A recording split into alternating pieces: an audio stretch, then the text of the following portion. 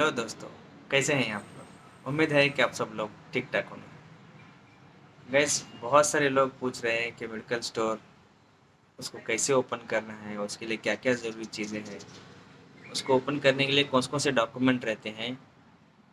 तो चलिए मैं आपको बताता हूँ इस वीडियो में।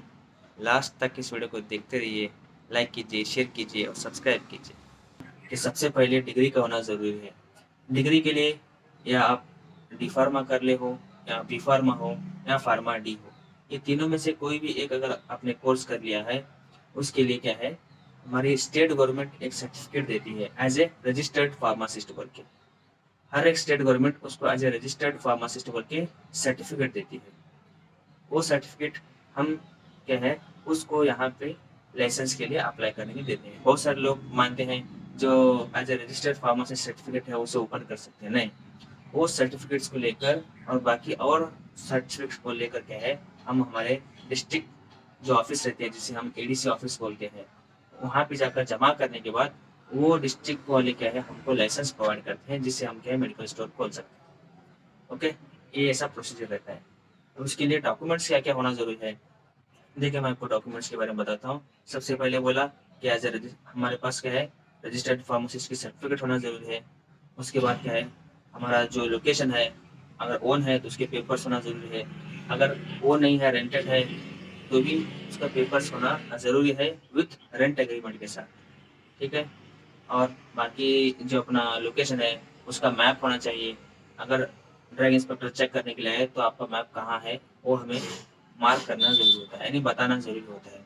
और बहुत सारे क्या है, बॉन्ड्स वगैरह, नोटरीज वगैरह करना रहता है। ये सारे डॉक्यूमेंट्स होने के बाद और उसको सब मिलाकर हम एडीसी ऑफिस में सबमिट करने के बाद में क्या है, वो एडीसी ऑफिस वाले के हमको एक लाइसेंस इश्यू करते हैं। 5 साल के लिए उसका वैलिडिटी रहता है।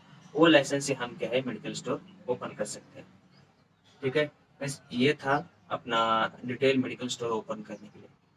और दूसरी बात है कि मेडिकल स्टोर से प्रॉफिट होता है या नहीं होता है, वो भी मैं आपको बताता हूँ कि मेडिकल स्टोर से प्रॉफिट होता है।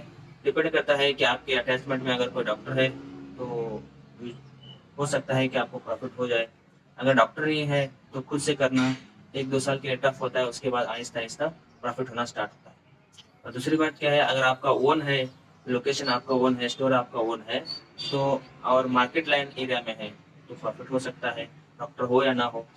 अगर आप रेंट पर हैं तो फिर आपको रेंट भरने में और पैसा ज़्यादा चला जाएगा। देखो डिस्काउंट्स किन चीज़ों पर रहता है, जो जेनरिक आइटम है उन चीज़ों पर क्या है डिस्काउंट रहता है। आजकल के लोग समझते नहीं हैं, वो एथिकल पर भी क्या है 30-40% डिस्काउंट मांग लेते हैं।